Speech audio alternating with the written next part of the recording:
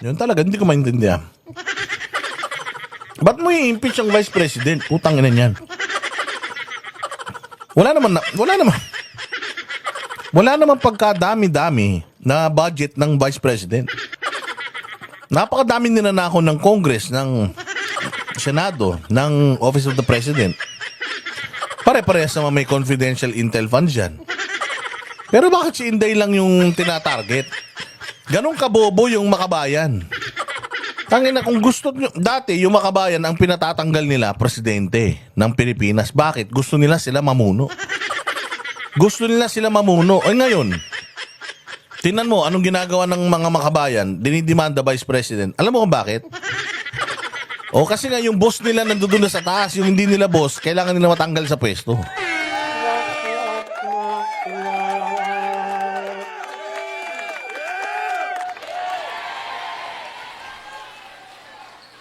Hypocrisy. Nagpapanggap. Nagbabalat kayo. Ano po yung nagpapanggap sa Bisaya para ma-emphasis? Ha? Nagpakaroon ingnon. Oh, yun. Translator ko ha? Sabi ko, pagtulungan natin, napakaraming problema ng bansa natin. Ang kuryente, napakataas ang kuryente sa bansang ito. 10 bills.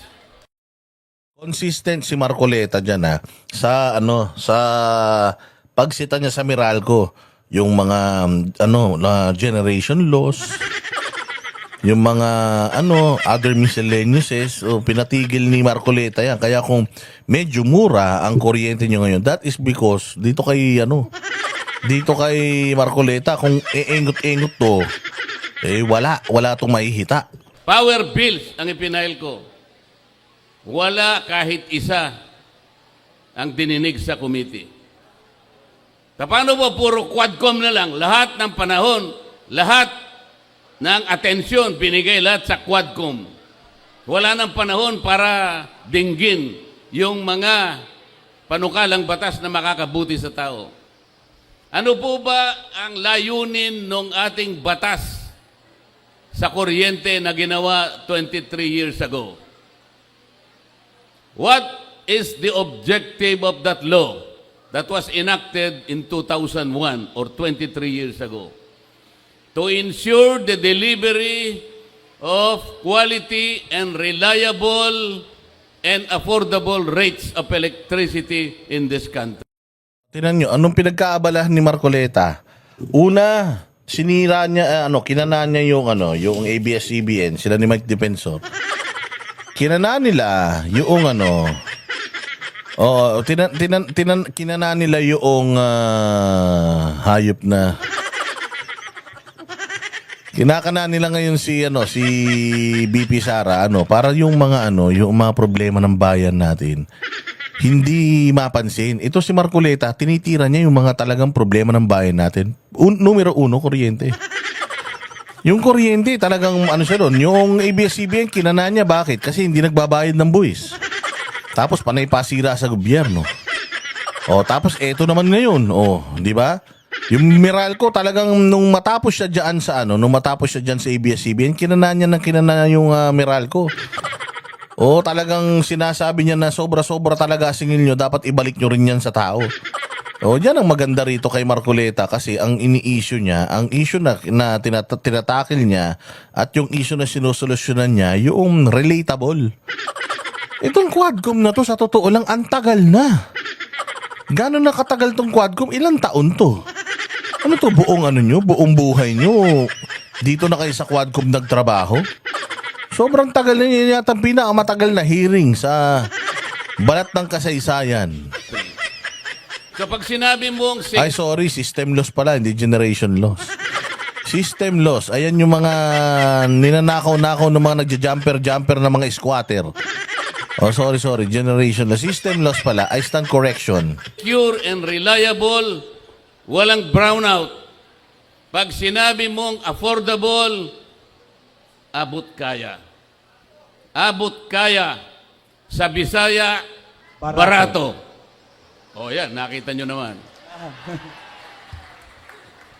Hindi mo alam yon, Senador Philip Salvador. Yon ang pangunahing layunin. Pero hanggang Patay tayo, tinira mo pa si Philip Salvador. Sinabi niya, hindi alam ni Alam ni Philip Salvador yun, to naman. Masyado mo naman minamaliit si Philip Salvador eh. ngayon, after 23 years, abot kaya ang kuryente, abot langit. Tinanggal nila ako sa Committee on Energy. O, diba? Pahirap. Yung kaisa-isang tao na lumalaban sa mga oligarko dahil kung ano-anong patong ang nilalagay nila dyan sa mga bills natin sa kuryente, sinibak pa siya. Sinibak pa siya sa committee na yun.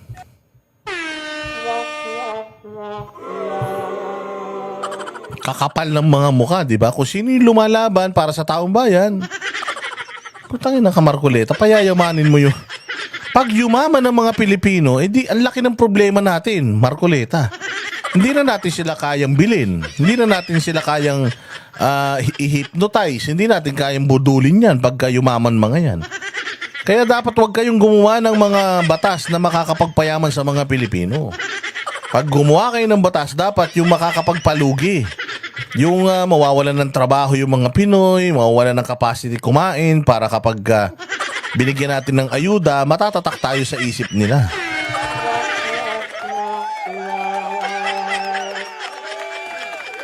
Pag sinasabi ko, walang hustisya ang ginagawa natin, you are not following the rule of law. Tinanggal nila ako sa Justice Committee. Kasi So, yun naman, yung mga batas naman. Sa mga kaso-kaso, yung mga pag-handle ng cases, pag-case build-up. Sinita din nito ni Marcoleta. i-impeach nila yung Vice President. Para hindi na ako siguro makasali, tinanggal nila ako sa Justice Committee. Ang sabi ko sa kanila, yun ang akala nyo. Subuk-subukan ninyo na i-impeach ang Vice President. I will suggest to her that she should engage me as her defense counsel. Yun. Kasi maraming alam to si Congressman Marcoleta tungkol sa mga kabulastugan dyan. Kaya nga, takot sila dito eh. Kaya nga hindi nila binabanatan to eh. Kasi alam nito yung ins and outs ng House of Representatives. Oo. Kaya, Diyos ko po. Kasi mali na po ang nangyayari. Wala nang ustisya. Sabi ko sa kanila,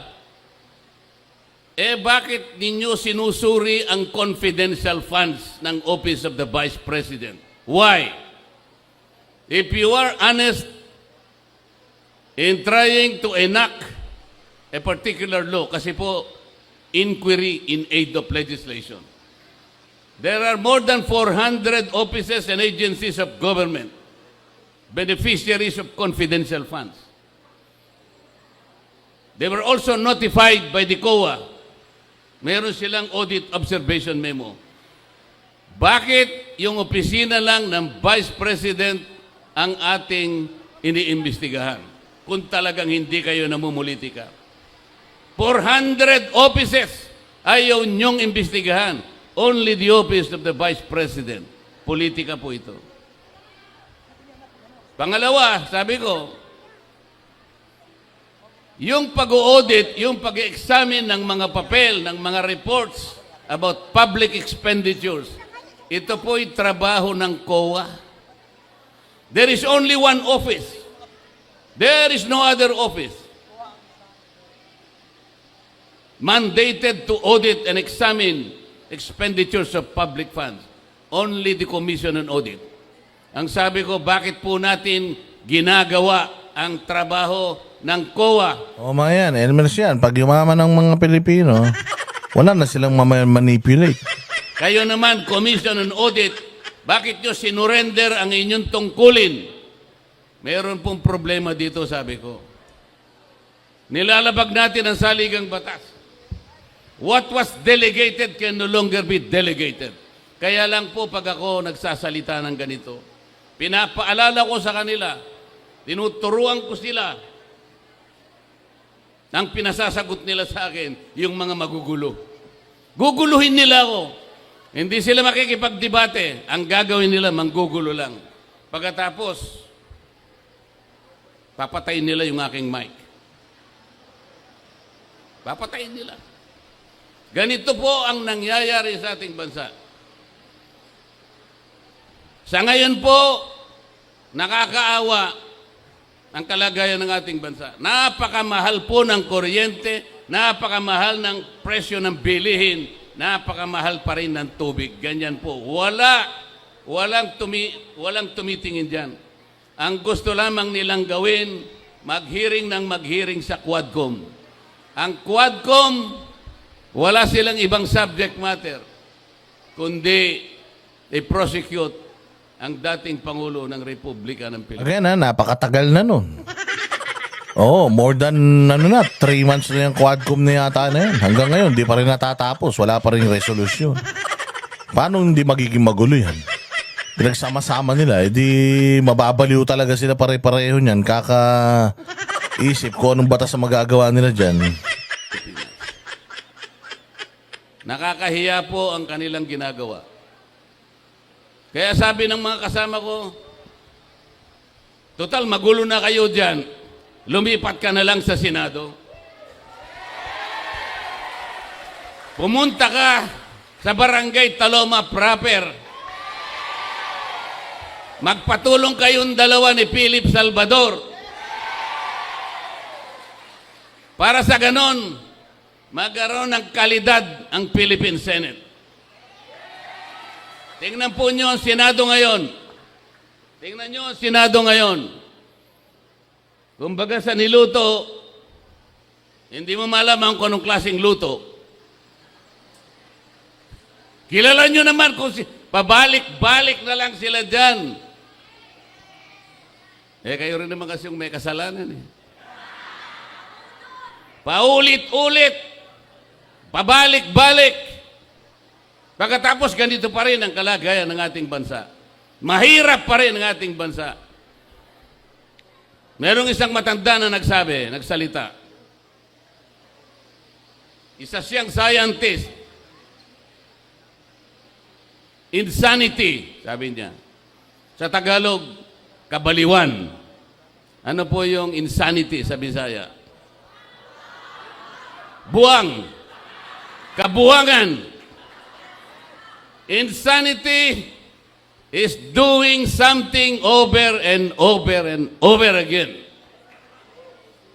but expecting different results. Boto na kayo ng boto sa kanila. Ganun pa rin. Hindi tayo makakakuha ng resultang mabuti para sa ating bansa. Bakit hindi natin testingin si Philip Salvador? Yun, palakpakan. Testingin natin si Philip. Sabi nito ni Mami M, grabe ang Pulse Asia survey. Wala man lang kahit isa sa top 10. Alam na dis. Ikaw naman, Mami M. Kailangan pa ba i-memorize yan? Yung mga ganyang bagay, Mami M. Hindi na pinagpapapansin yan. Huwag mo nang pasakitan yung sarili mo masyado. Isama nyo kami doon. Kahit hindi mo malaman kung anong klaseng niluto ang Philippine Senate. Sabi nila sa akin, paano isasama mo ako dyan? Hindi pala magkakapareho yung sahog, hindi magkakasama yung sangkap. Hindi natin alam kung anong lasa niyan. Tapos ilalagay mo pa ako dyan, isasama mo pa ako dyan. Hindi po ganito po ang gagawin natin. Dahil nga hindi natin maintindihan kung anong klaseng luto na yung Philippine Senate, kayo po ay ilalagay natin dyan para po magsilbi kayong magic sarap. Yan ang panatero, walang inuurungan.